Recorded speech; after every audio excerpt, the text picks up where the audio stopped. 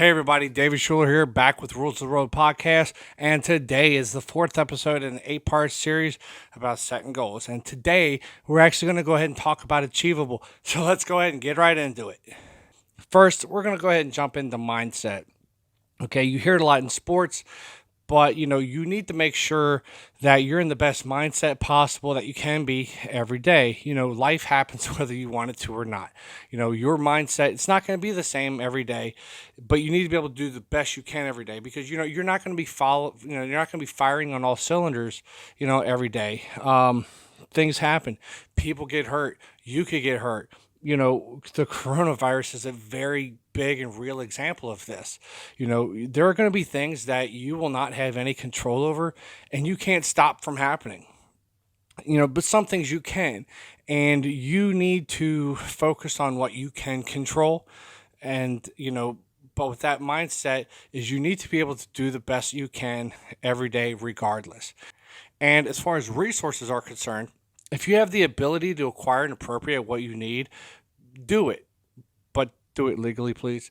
And if you're missing something, stop and think, is this something that you must have, or is this something that you just want to have? Can you accomplish your goal by other means? If you rely on one or two certain pieces of equipment to do some exercises, try to get creative and come up with unorthodox ways of getting stuff done. Say, for instance, deadlift. Try lifting up, one end of the couch with someone sitting on it. That mimics the deadlift. If you want a good full body workout, try digging a hole with a sledgehammer.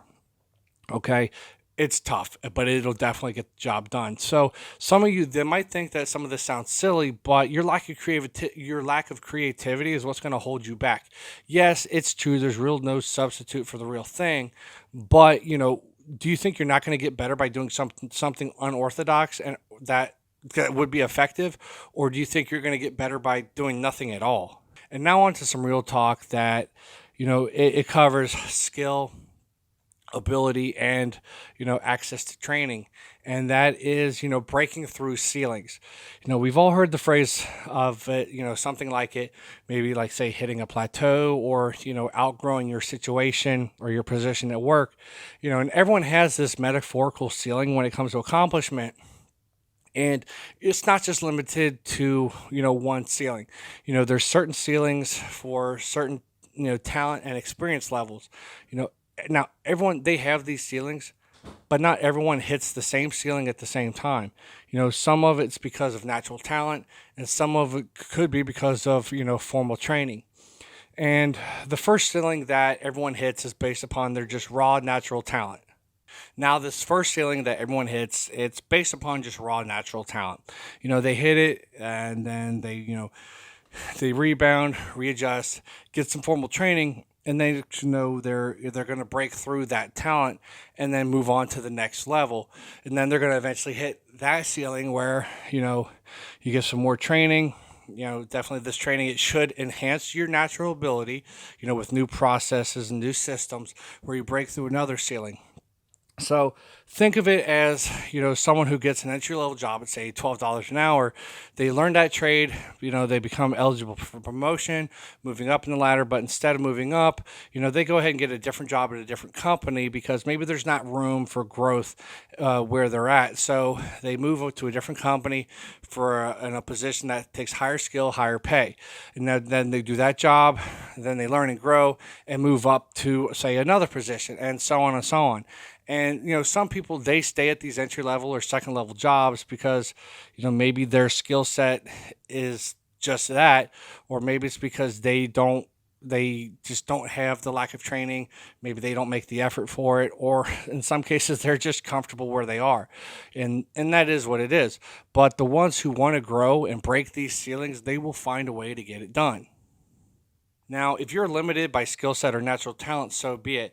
I'd like to think I could be a rocket scientist, but I know I'm not built for that, and that's okay. But if it's because of access or, say, opportunity to better formal training, train yourself, okay? You need to take the initiative to read, study, communicate, network yourself. Because natural talent, it may get you noticed, but it's the intangible traits that, say, for instance, I mentioned it before, discipline, integrity, belief, passion. They get you, that actual seat at the table. Why walk up to the door and just knock with natural talent when you can kind of kick it down with all these intangible traits? Okay, so this is where evaluate and readjust definitely come into play, but evolving and growing and getting better will take you to that next level more times than it won't. The next part that I'm going to talk about is something that would most definitely go under measurable, because of how it is, like, say, how it falls under milestones or sub goals. But I chose to put it under achievable because of the mental strength you can develop and that sense of achievement. And that's why it's here, and you'll see why. But when I was going through the Marine Corps boot camp right after high school, one of the things they taught us was, chow to chow, Sunday to Sunday. And they beat it into your brain, not physically, but they hammered it in to where you don't understand why, that it kind of gave you a sense to just keep going. And because with Marine Corps boot camp, I know not everyone that goes makes it. That's why it's called the few, the proud, the Marines, is because based upon demographics of the population, there's not a lot of people that go in. And I know when I was going through boot camp, I had almost a 30% reduction rate in my platoon from the beginning to end, and that was with more people coming in and getting recycled.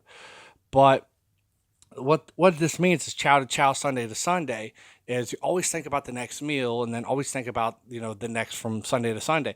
And how it played out was in, say, boot camp, you whenever you woke up every morning, you'd hear lights, lights, lights, and uh, it would just be a mad dash. You get up, you get ready, you make your bed, and the drill instructors, they're coming out firing on all cylinders. And if a tornado could yell at you, this is what it was like. But for about 16 hours a day for 13 weeks. And so whenever you kept thinking about, oh my God, I got to do this, I got to do that, you always kept in your mind just chow to chow, Sunday to Sunday, just make it to your next meal. And that's what kept a lot of people going in the mornings. Is you got this, like I said, this tornado that's yelling at you every morning. You go out, you go for your morning PT, whatever, you come back, get ready, go for your morning chow, and then you're sitting there, you're eating your breakfast, which isn't the greatest, but it's not bad. Just, it wasn't Denny's for sure. But if it, because at Denny's the waitresses don't yell at you, and you can't look around. You just get in there, you eat your food, and you go out. Um, and then you go out for your morning training, whatever. Say it's, there's times we have rifle range, gas chamber, drill, obstacle courses, you name it, through wherever you are at in the progression chart for boot camp. Then you go, you have your lunch, because that's how it is you think about making that next meal. You go through that, all that hell that you're going through in that morning training, you go make it to lunch. Same thing with lunch. It's not a Waffle House. Your waitresses aren't yelling at you, which, come to think of it, I've been at a couple of Waffle Houses where the waitresses do yell at you, but that's neither here nor there. And then, you do your afternoon training where there's coursework, in the classroom, um, more rough range. You pick up where you're at in the afternoon, and then you have your dinner. Now, after dinner, things kind of calm down a little bit, but it all started up the next day, and that was what kind of get you going through. Just boot camp every day was chow to chow, is make it to your next meal. Just focus on your next meal. Just focus on your next meal. Just focus on your next meal. But then the bigger chunk was Sunday to Sunday. Pretty self-explanatory. And one thing about Sundays with boot camp was, you didn't have any drill, and you spent a lot of time cleaning the barracks, but you could get away for a little while. Now you could do Bible study, which was for an hour, and then after that, you could go to your chapel sermon, and that was for about another hour. And it didn't really matter if you were religious or not. It was like 2 hours away from the barracks, and so that's why a lot of people would go, because it kind of gave you a sense of normalcy. It gave you a chance to kind of quote unquote socialize with other people, and that it kind of helps restore faith in you. It kind of help restore the faith in yourself. And some people, but like I said, religious or not, you kind of felt like you could achieve something, and that's why a lot of people would go. And that's kind of why I chose to put it here in achieving, rather than measurable, even though it does fall under the tenets of what a measurable, under the measurable component, it does fall under there. But the mental aspect of what you can achieve done under those conditions for an extended period of time, that's why I'd like to put it under achievable, because you can sit back and go, I did that. Okay, you can't do that with measurable. Measurable, you're just like check, check, check, check it off the book. But something as rough as that, that definitely builds mental character, the mindset that we kind of talk about. You have the mindset that you can actually achieve stuff, which is why I try to, put this here. And I'll be honest, a lot of the stories and the videos and documentaries that you hear about Marine Corps boot camp, and people tell you this, people tell you, I'll tell you now, a lot of it's pretty much true. So as you can see, that's why I choose to stick it under achievable. And on that note, that brings us to the end of today's episode. So before I close it out, come back tomorrow with our portion of Realistic, which is our 5th episode in this 8-part series. I'm excited to kind of wrap this up. So, but to move it on in our closing, Martin Luther King, he said that, faith is taking the first step even when you don't see the whole staircase. And what this means, as far as my interpretation, is that, if you have to have faith in something, whether it be God, yourself, or maybe someone else. But if you don't take that first step, you won't reach the top of that staircase. Some of the goals that you may set, it might seem that there's no end in sight, which is fine. The bigger the goal, the bigger the staircase. Which it could be losing 20 pounds, it could be going to heaven. It doesn't matter. Okay, even when things get tough, keep going.